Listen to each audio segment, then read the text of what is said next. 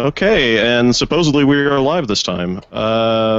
Good evening, ladies and gentlemen, and variations thereof. My name is Chris Nelson, perhaps better known as Rotten Deadite, and you are watching episode 9 of the Selectives Lorecast, a casual Elder Scrolls podcast. With me today are... I am Corey, also known as Aetherius74 on YouTube, and Gwynthrian on Reddit. Cody? Yeah, sorry. I am Cody. I'm Cody Glenhage, also known as Ordo Corvus, everywhere.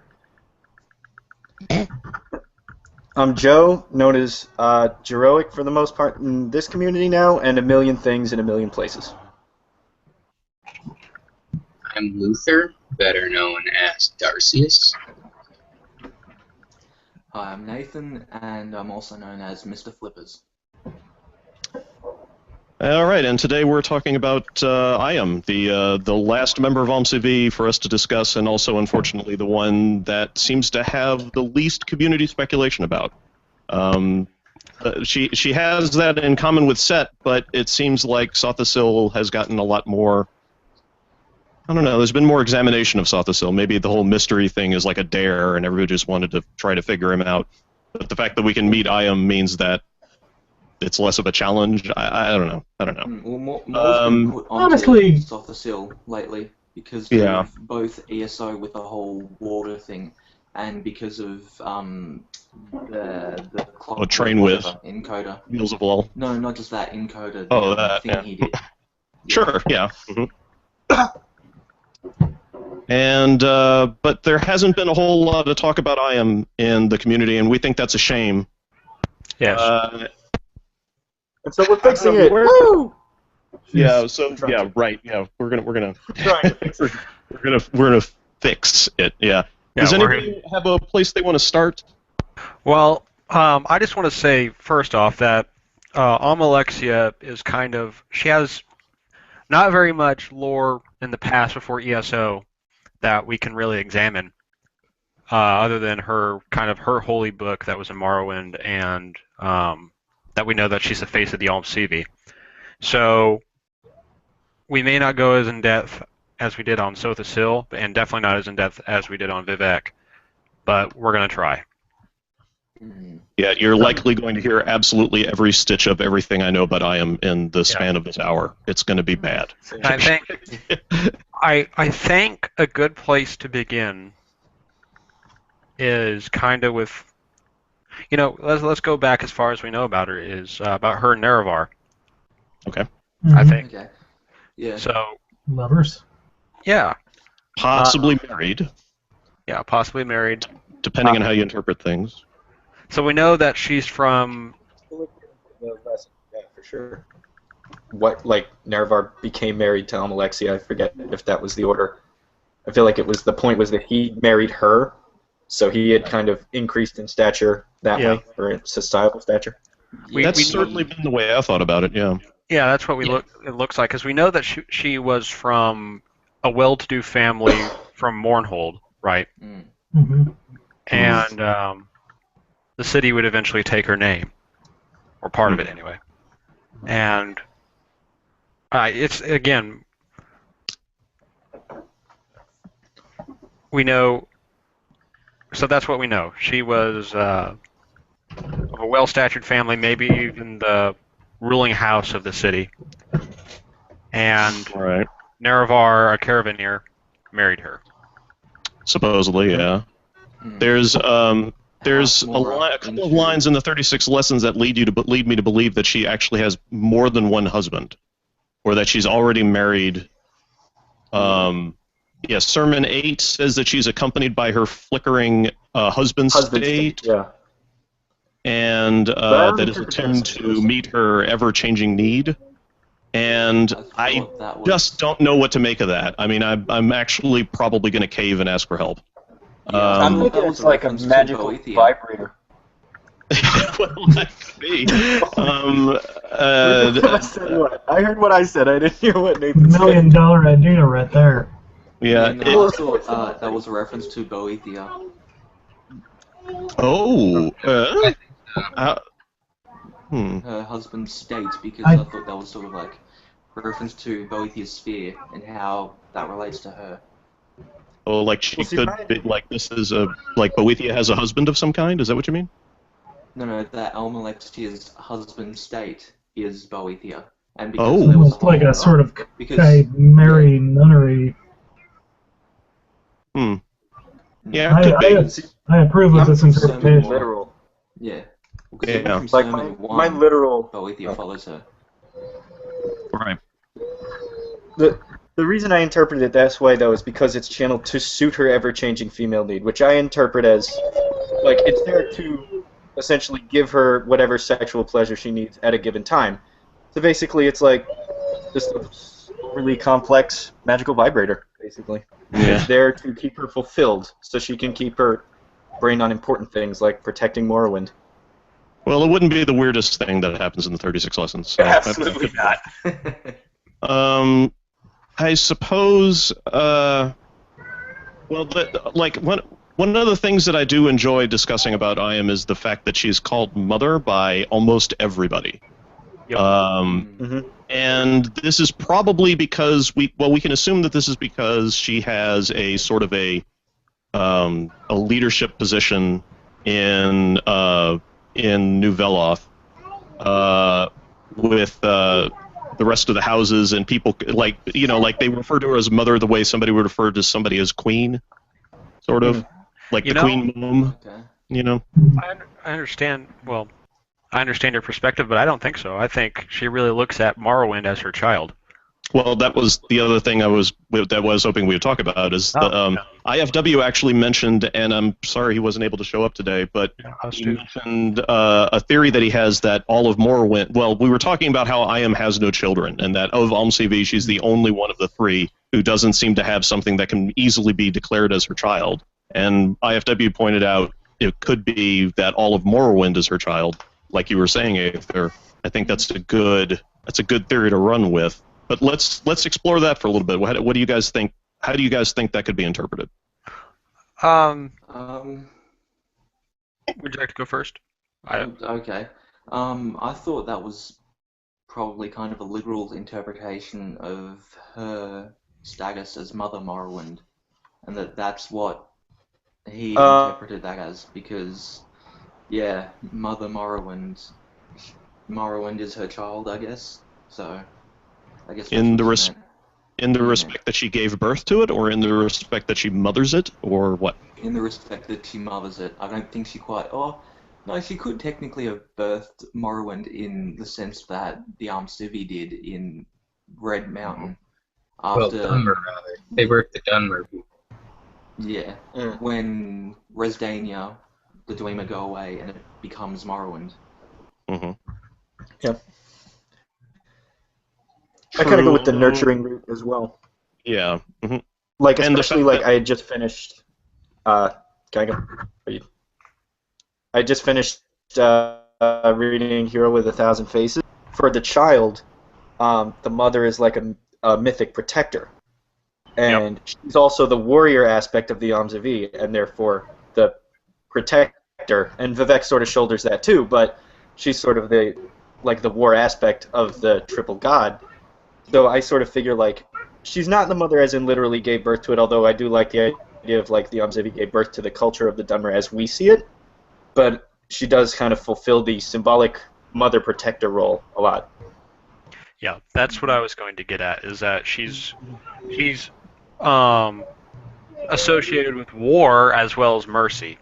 And I look at her as, like, because she's the most approachable of the Almcivi. She's the face of the Almcivi.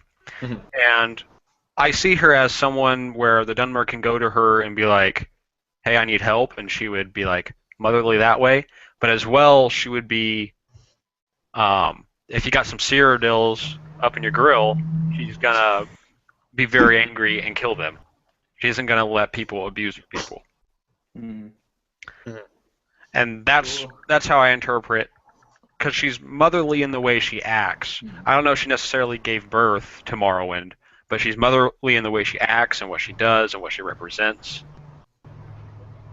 And being the face of Yalm Sivi, the most approachable, blah, blah, blah.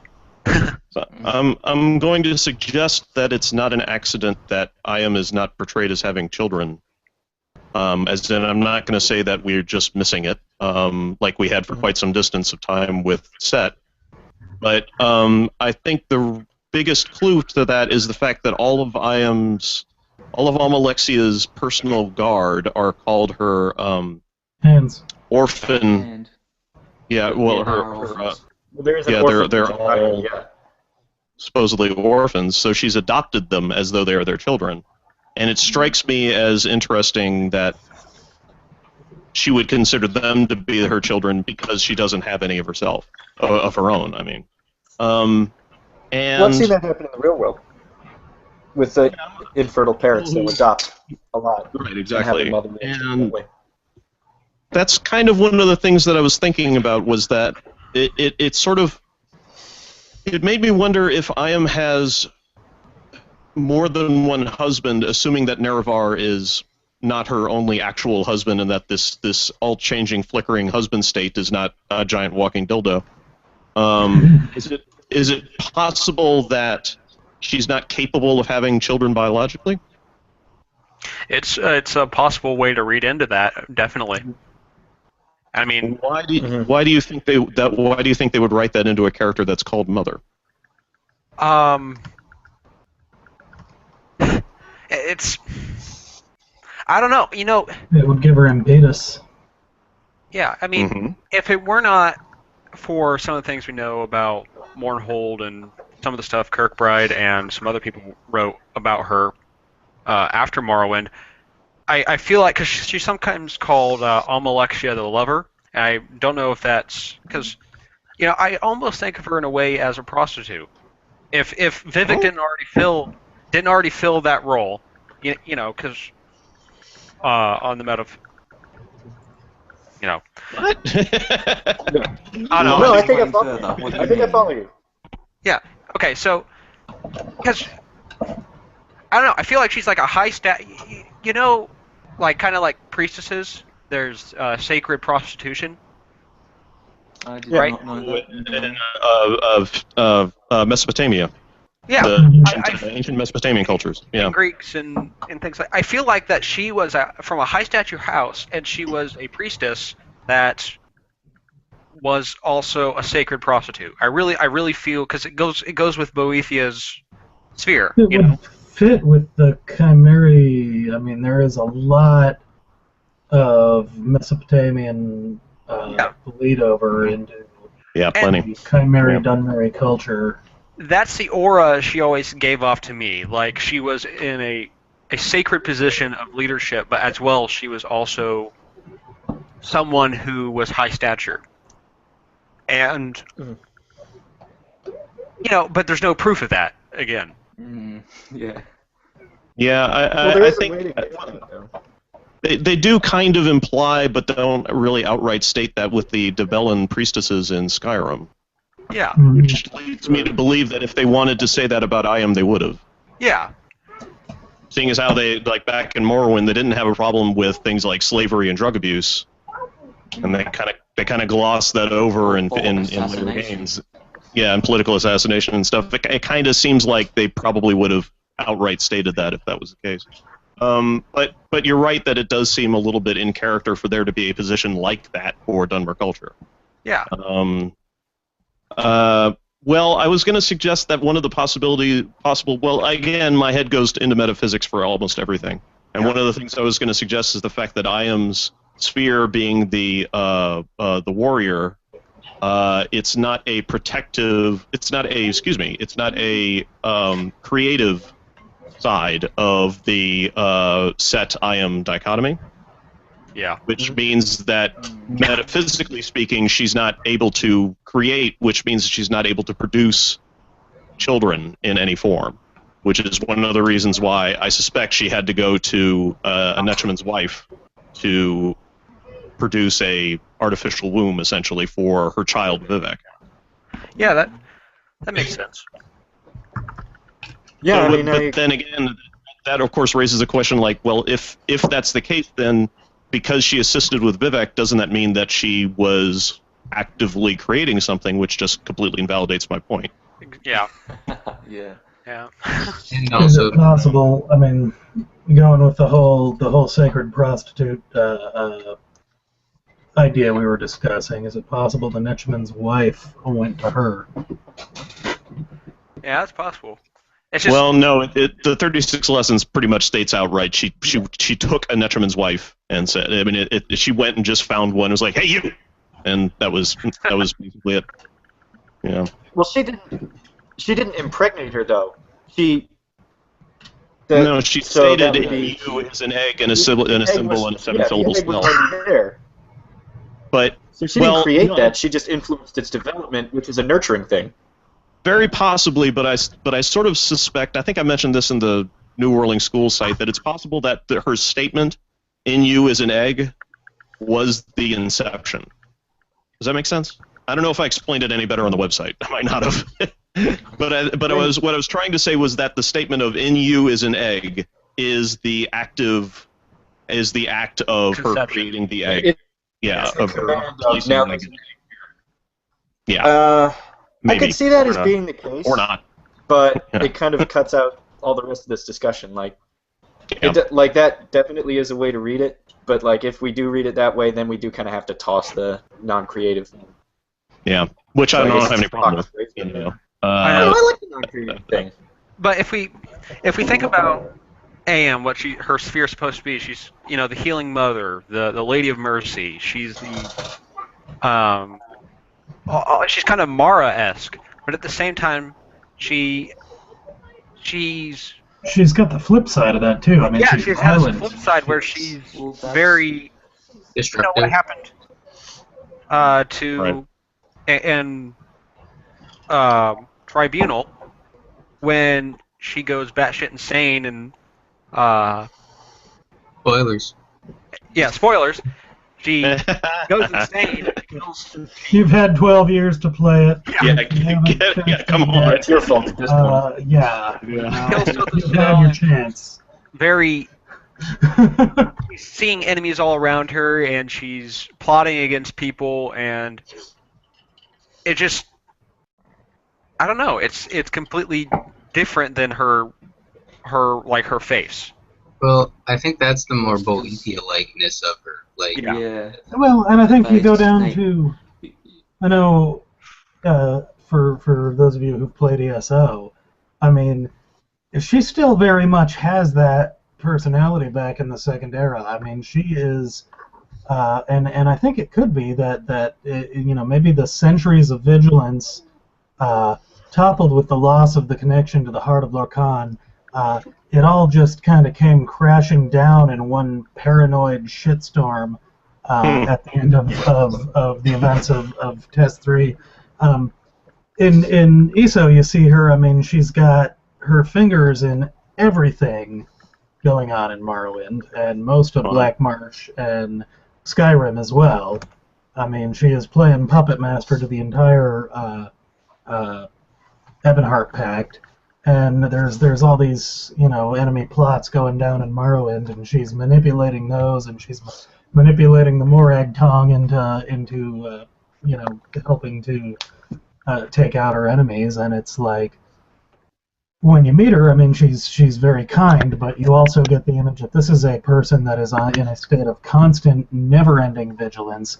She is always on the job, and she has all of her children to protect, and she can't stop, she can't sleep, she can't blink without missing something, and I think we see that in the events of Tribunal. All of that comes to a head. I guess, which is what I was saying. She was always like that. It was only at the end that she seemed to suddenly be directing it toward people that maybe she shouldn't have been directing it to. Yeah. It would have. It's she was the working mother. In a way. You have to remember. You have to remember Yeah. that her name isn't the snake-faced queen, implying like deception or something. She's the Right. face-snaked queen. She has Right, many faces exactly. and many roles and many tasks and things that she does, even though it all comes together into one form. Which is why she can do so many things and be behind so many, plots and deceptions and stuff. And because she has all these different roles into one form. And who else in metaphysics do we see associated with Snake? Oh God. Yeah, we know Lorcan. We know Yeah. that. Yeah. Oh, Sakatal and occasionally And any Boethia. given dragon. Yeah, and Boethia, and yeah, plenty. There's plenty of that. But I mean, like, it depends on what real world religion they're kind of spoofing or goofing on a little bit, because all of them. snakes are. If you're more of a Western kind of dude, then snakes are frequently like an evil force or a force of trickery and so on. In the Middle East, it's more. Only not necessarily. That's more of a post-Christian. You're right. Most truly Western religions Hmm. don't have. I mean, you see snakes associated with like Eternal life and just, Healing. yes, thank you. God, that took forever. Yeah, healing. There's which is confusing because one of the easiest things you can do with Elder Scrolls lore, and I speak as a person who's done it, is find a one-to-one parallel, and then just like you find the right document, and then it's like holy shit, and everything just starts to fall together, and that's really awesome when it happens, and it doesn't happen like often at all. Although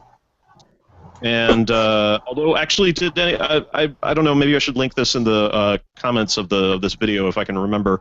There's a guy on Reddit who wrote his PhD dissertation about Skyrim. Oh wow, really? Yeah, I heard it's about that guy. a huge PDF document, and it's fantastic. Okay. It's really, really good. Yeah, I'll link it later. Yeah, definitely it's read that if you can. have to read it. Yeah. I've been meaning to, and I just keep forgetting. Yeah, it's good stuff. right. It's mostly about the Nordic influences in Skyrim and the. But he mentions other stuff as well.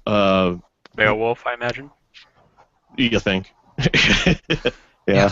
Let me think. And speaking of religions, there's also the parallel that Kirkbride draws with Ayam and Nuit, the Egyptian, I think, god of the stars, and sort of like for Thelema, at any rate, kind of like a mother figure of that particular religion. And the way that she's sort of the fact that I always interpreted the fact that Ayam is described as her realm is that of the stars. I thought that was a pretty clear Nuit reference. Yeah, the upper heaven. Yeah. Yeah, and The upper air. Sorry. yeah, and I had a thought about Nuit and it flew right out of my damn head. So never mind. Oh. Couldn't have been that good. All right. Yeah. Why don't you think about it, and I'm going to do this because it's been eating at me. Okay, so there's a book, and it's in Skyrim, or Skyrim or somewhere else, but it's written like almost like a play, and it's between the war between Cyrodiil, Raymond, and Morrowind, and Vivek comes to comfort Ayam after she sleeps, and she finally gets. I'm trying to think what it's called. It's not 2920, is it? It might be. It might be. Okay, because it's not quite a play. But yeah, if that's what you're talking about, there's a lot to that book. So if you could be a bit more narrow, it'd help out. Yeah, I'm sorry. I'm just vaguely recalling because I haven't read it in a long time. But it talks about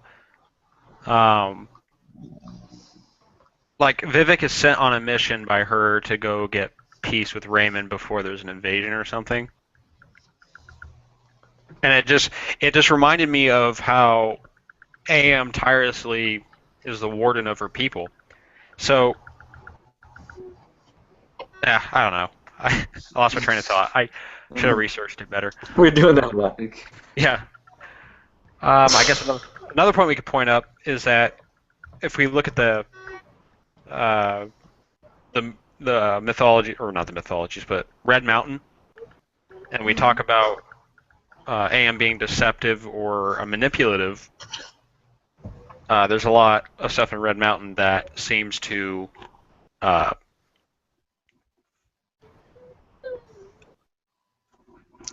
crap, forgot the word. Seems to... Validate that part of Hey. her characteristics. Okay. That part of her character.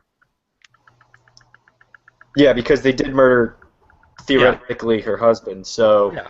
it would have involved probably some duplicity on her part to get him into a position to be killed. So Yeah, and her being, the warden and wanting to help her people, she probably was one of the big mouths saying, "Hey, let's do it, let's do it, let's do it, let's do it." yeah, it'll be for the best. We make our own homemade gods.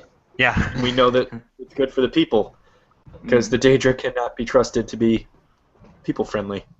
Well, there's Speaking of that, though, Oh, no, I was just going to say, there's a really good post on Almalexia on Artes Law by Laurelyn Thalassa, I think is how you say the name. Anyway, it sort of helps out with that whole Red Mountain and the events of Tribunal thing, where it describes AM as being a perfectionist. And because she continuously strives to be the best person she can, that leads her to doing what she did at Red Mountain, but because she no longer has her godhood, it becomes harder to be that perfection that she wants to be herself and to be for her people. Yeah. She becomes very stressed out, and that leads her to wanting to aspire to become the only god of Morrowind, and hence why she killed Sothasil and was probably going to kill you and then Vivek. Yeah, the end of Tribunal does say that she took it the hardest, or Vivek specifically says she takes it the hardest, being separated from the heart. Mm-hmm. And at the end yeah, of she'd Tribunal, always taken her divinity seriously. yeah, and at the end of Tribunal, Azura being, but we can trust Azura as far as we can throw her. She states that treachery was the nature of AM, and that she's bound to do this eventually anyway, because of her nature. Yeah. It does seem like Azura's kind of missing the point there. It sounds a bit biased, Yeah, but it also makes sense with the kind of perfectionist thing, that if you're a perfectionist, you're kind of you have a one view, and if someone else is doing something else and they get in your way of being perfectionist, you're going to destroy them, right? Yeah, I think the post described it as, you don't see your achievements, you see your faults, and only them. So, yeah. Man, that woman did not have a nice life. Yeah. Nope. I actually have a thought here, to kind of loop it back to the Campbell thing about the mother being the line of protection for a child, mythically. Mm-hmm. Does that mean that the Dunmer culture is somehow, unfinished and, not at its maturity, if it still needs this, nurturing mother figure over it? Very much so. Very much so, I would say. I have commented before, I don't know if I've talked about it on the podcasts or not, but we're talking about Red Year and how much Vivek is to blame for the Red Year, and I said that I have said before, and I do maintain the opinion, I think Vivek allowed Red Year to happen because I think he knew that the Dunmer needed it to happen.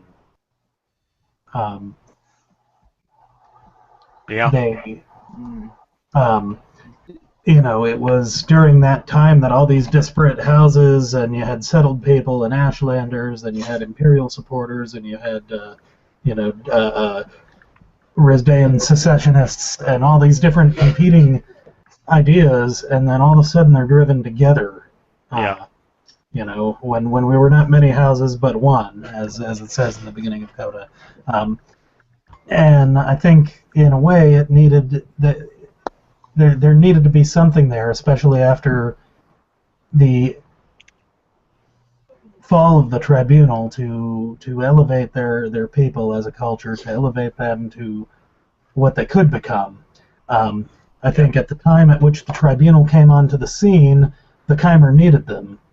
The Chimer were a small people beset by, they were under attack by Nords, Dunmer, or Dwemer rather, Argonians, the Imperials, surrounded on all sides by enemies. And so they needed that leadership. But as we see by the time of Test 3, by the time of Morrowind, their culture has become so dependent on that tribunal, and it's become so corrupt. The priesthood in Morrowind is just absolutely vile, ugly. And the ordinators are running recklessly and become They're all children. basically They're all squabbling children. Yeah, and I think it was, like you said, does it say their culture is not grown up because they needed that mother figure? I think very, very much yes, and they always had the tribunal to fall back on if something went wrong. Which brings another interesting ideal accusation. This is a tinfoil hat time thing. My favorite. If Vivek knew that Red Ear was something that had to happen to elevate the Dunmer, then what caused Almalexia to go insane? Because Vivek leaving was only one part of that equation. There were two other tribunes there that would have needed to been dealt with for the next phase to occur. Perhaps she knew. Perhaps she knew, or perhaps Vec set it up. Yeah. Well, yeah, or Vec set it up. Perhaps she knew, and she knew she could. The only way she could stop it if she was the only hand doing anything. Mm-hmm. Possibly. Well, Vivek states several times during the 36 lessons stuff to the effect of, you have to get rid of CV. You've got to do it, Yeah. Yeah, that's part of the ruling king thing, that he will remove his master. I can't remember why, but yeah. But also because, I mean, like the Veloth culture was fine before the tribunal came along. The Dunmer were doing well. They weren't great, but they were doing pretty good. They were fine, yeah. And when CV came along, it definitely got them through the tightest spot that they'd had up to that point. But there's no guaranteeing that they wouldn't have been okay just staying with standard, Daedra worship. The fact that if you describe Dunmer, I wouldn't describe Dunmer culture as having an incomplete or imperfect mother figure, but I would describe tribunal culture as having it. I think Veloth culture is terrific the way it was, and the way it is now.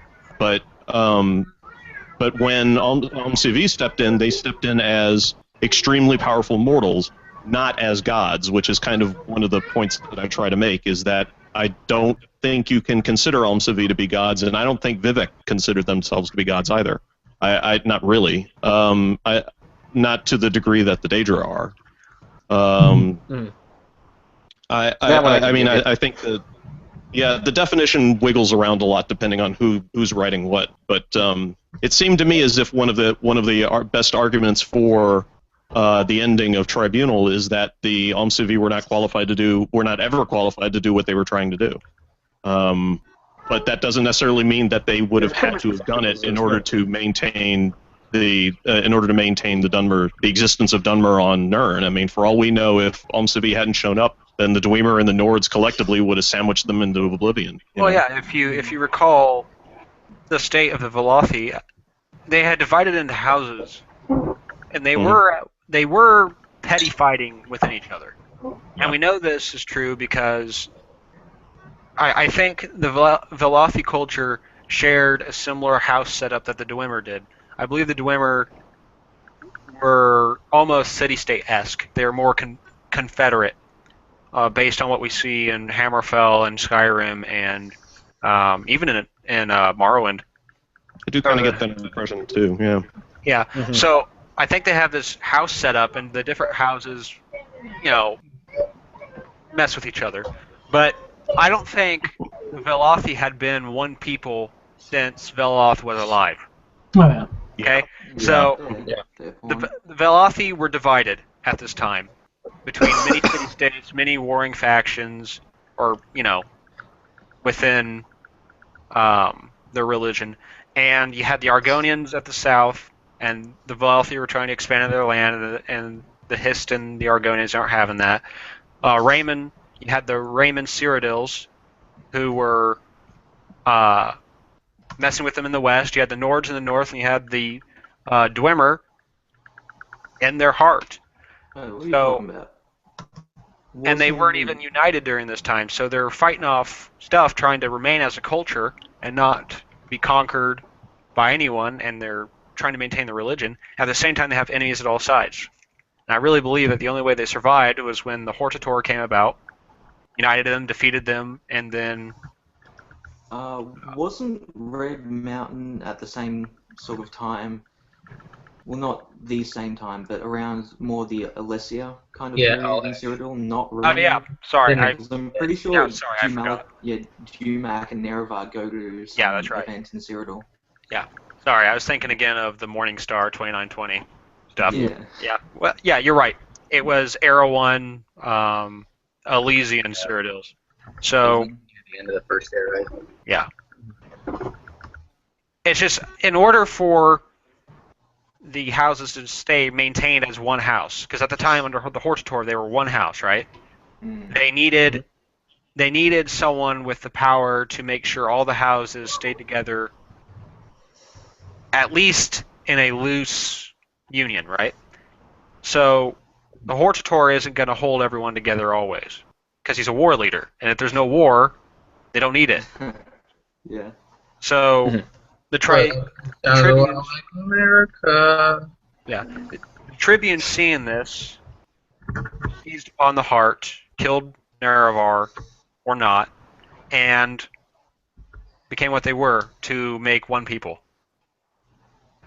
And I think AM, out of all of them, really saw that the most, followed by Vivek, and then Sothasil just wanted to play with things.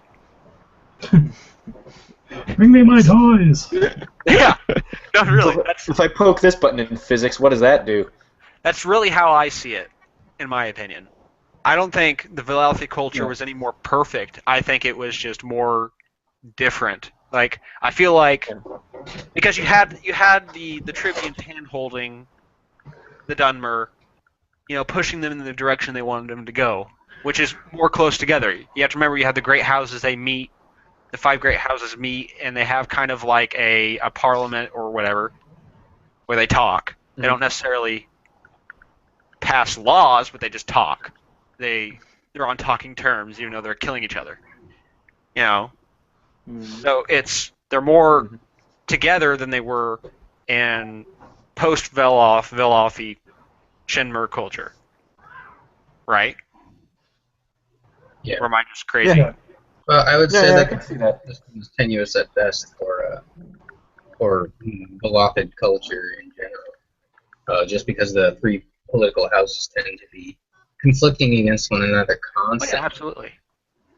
And I mean, sure, the tribunal might have been able to keep it stable, maybe, but Oh yeah. I mean, because we never see open war between the Velothi houses under the tribunes, and I swear somewhere there's Chinmer houses warring openly against each other before Nerevar.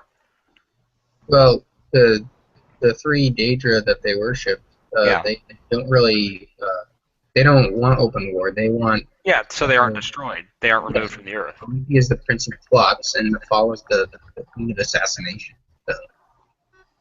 Azura, I don't know what, she probably didn't care.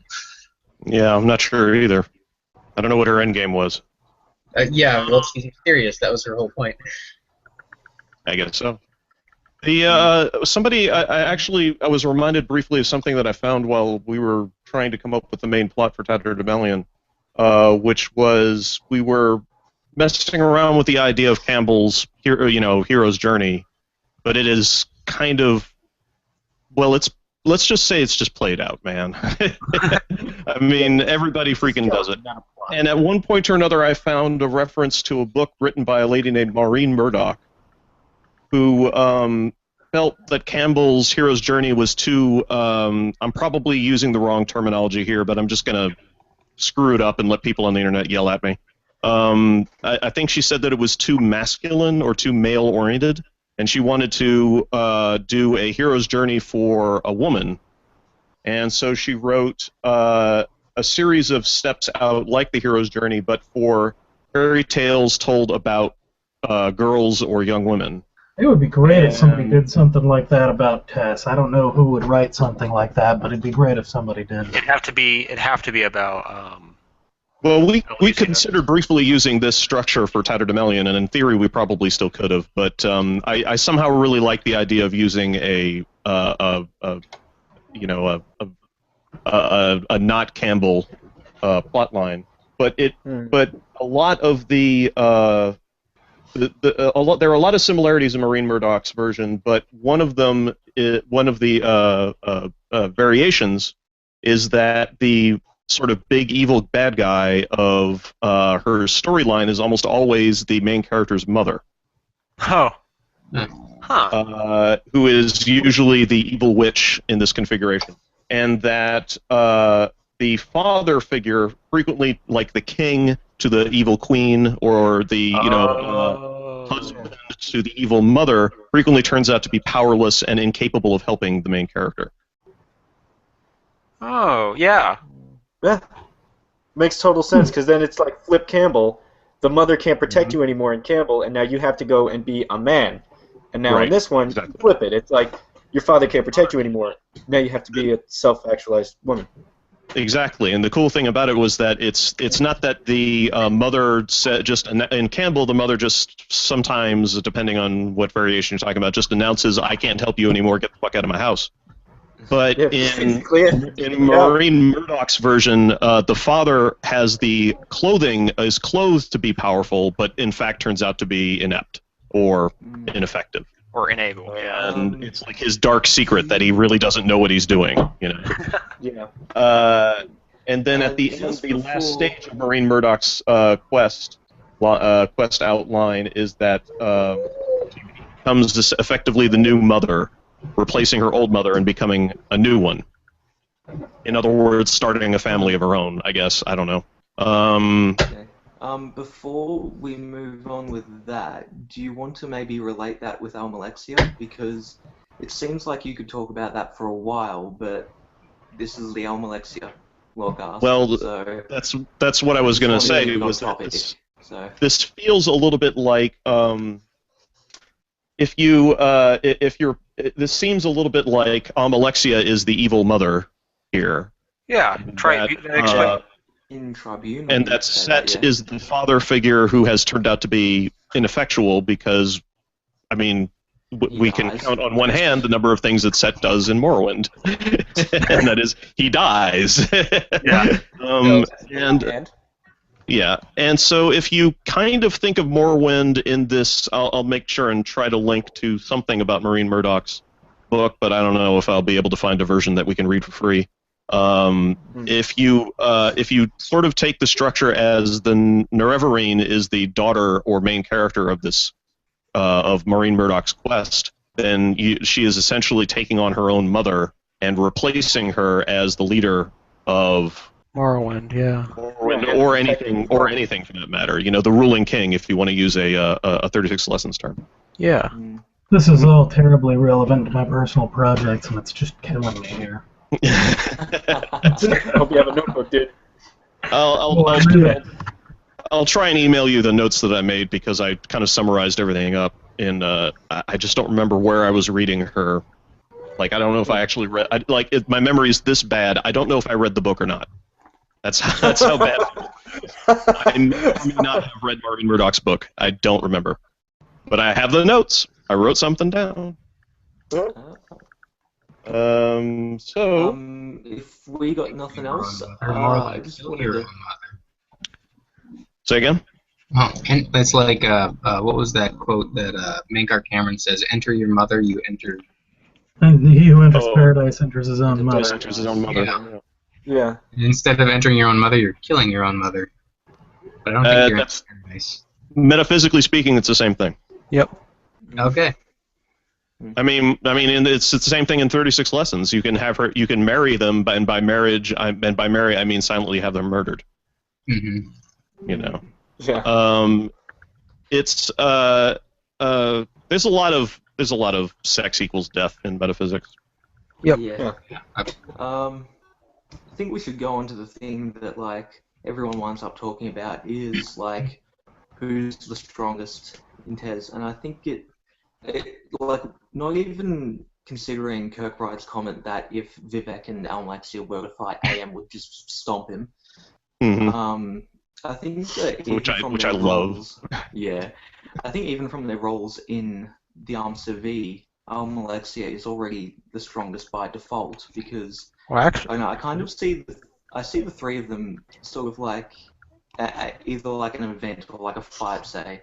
Before you get into it, there's a mystery with not knowing what you're up against, what could happen, things like that. Then there's mastery involved, which could either be on your side or the other side. And mercy is the end of it and showing that Almalexia is the strongest, and by virtue of being the strongest, she has the choice to make of either being merciful or otherwise. yep. Because I feel like yeah, she has the option to be merciful. did she kick like Mullet Ball out of Morrowind at one time? Yes. Maybe we're mistaken. Or was Dagon? Yeah. Mhm. Yeah, Yeah. she did that. Yeah. Kicked his ass. Apparently. Mm. Shit stomped the motherfucker. Yeah. Well, it's there's there's a point that I think I brought up somewhere on back when I used to post to BGSF, which was that the advantage that the ruling king or that the warrior or whatever archetype has of being the most powerful and intimidating military force is that they have the luxury of mercy. The thinking, the philosophy is that you don't have to kill something that poses no threat to you. Mm. And also, So I when think I was just going to say, I think at least one of them, the tarot cards, the one for strength, is, yeah, I think it's like a woman at a lion, and she has a sword, but she's putting the sword down and not Exactly. killing him, because she is, yeah. because she's neutralized the threat, and there's no point to murder something if it's not even important enough to kill. It's one of those things where like people like the point was like if you are threatened by an ant or if you come across an ant in the path, do you go out of your way to murder it? And the answer is that the just thing to do is to avoid it because it serves because it is not dangerous to you. And that to do otherwise would be I don't know, a sin or whatever you want to call it. Or at the very least, not godlike. Or it just shows that you're weak. Yeah, exactly. Yeah, it would be a display of weakness. So, and it's one of my favorite things about IM is that when Kirkbride was talking about how Almalexia would just completely beat up Vivek, what he didn't mention, which is one of the things that I kind of like to think about, is that she would beat Vivek up, but she wouldn't kill him. No, she would not. Because eventually she would just beat him up and go, see, look, you're not a threat, so go away. You know. Until the end when she goes back. We'll meet again in 1 year. When you, yeah, do some kind of samurai thing. You know, we will meet again at this place in 1 year. Fight again. So I want to know what threat Set posed. You know what I mean?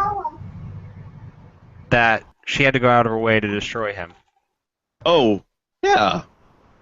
Why did she kill? It's never stated, as far as I know. No, she must have said something. Other than it's being a diabolical, I'm going to take the power. I think wasn't it that Sothasil had discovered something about how their power was waning, and he was going to announce it to everybody. He was going to tell everybody that they're not gods anymore. I don't remember that.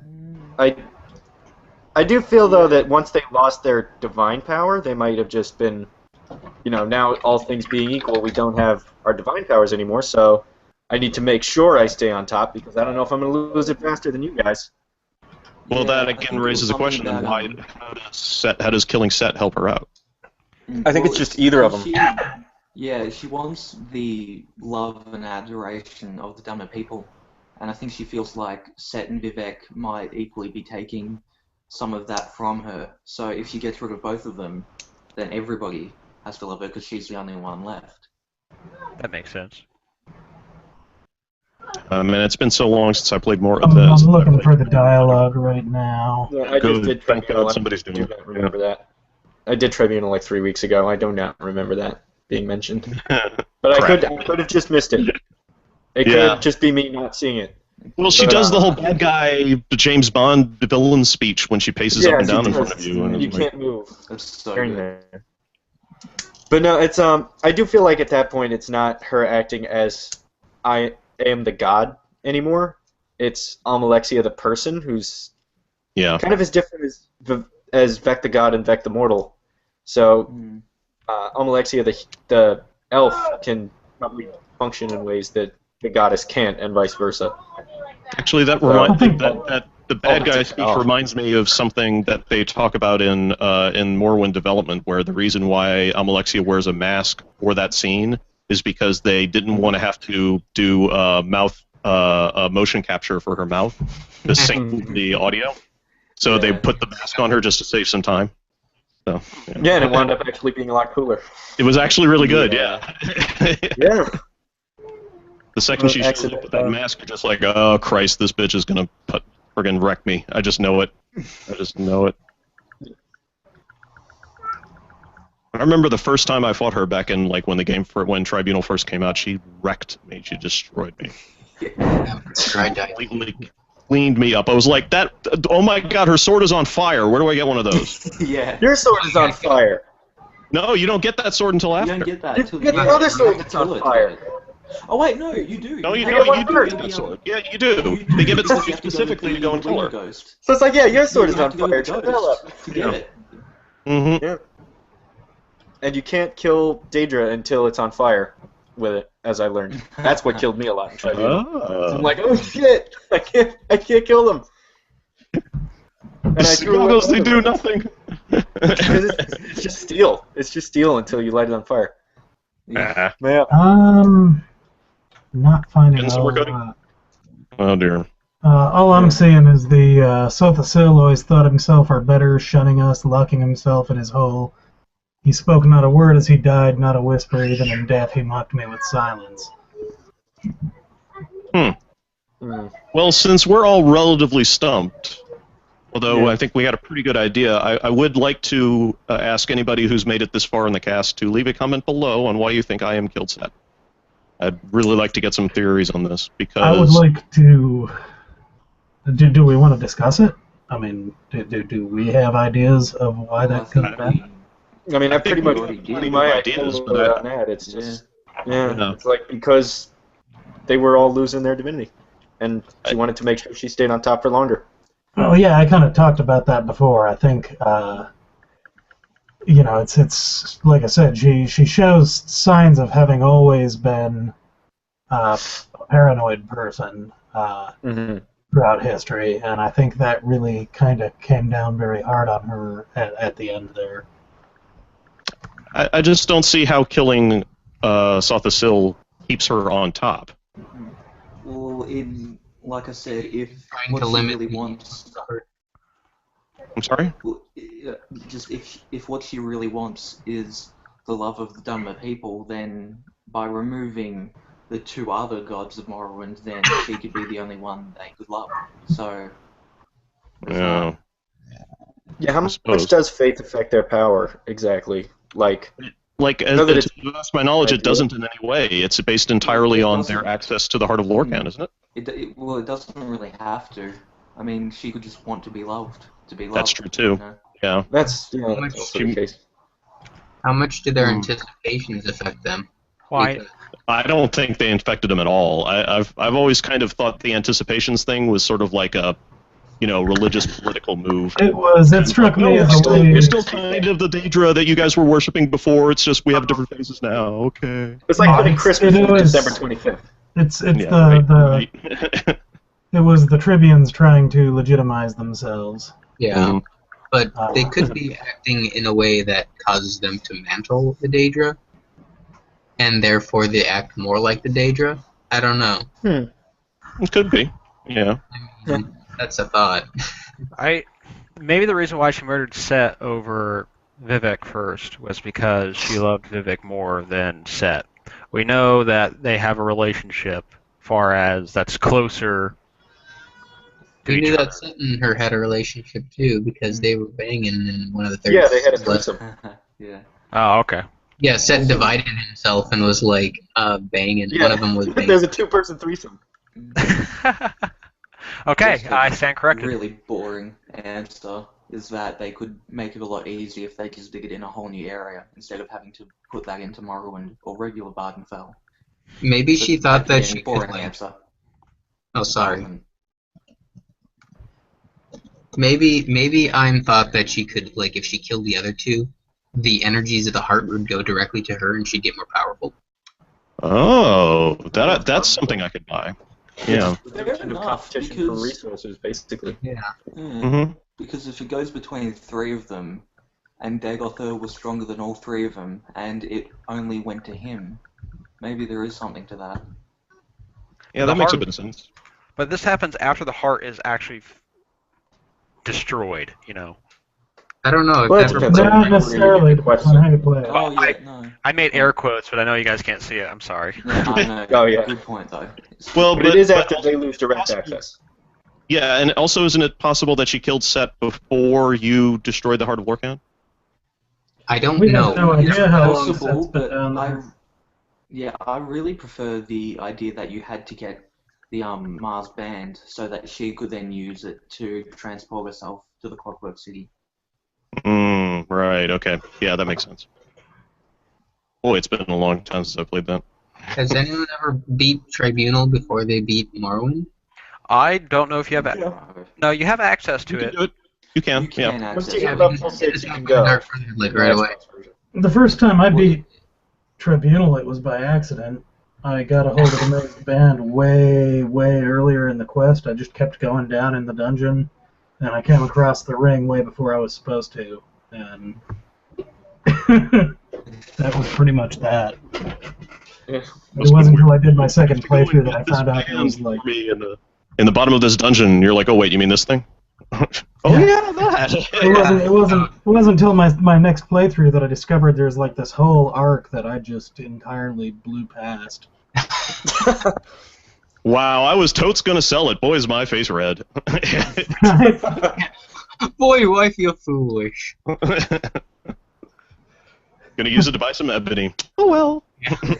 All right. Well, man, you know, there's like 3 or 4 really key people in the Elder Scrolls community that we couldn't get for this cast because of scheduling conflicts. That would have made this really, at the very least, long, but probably a hell of a lot better.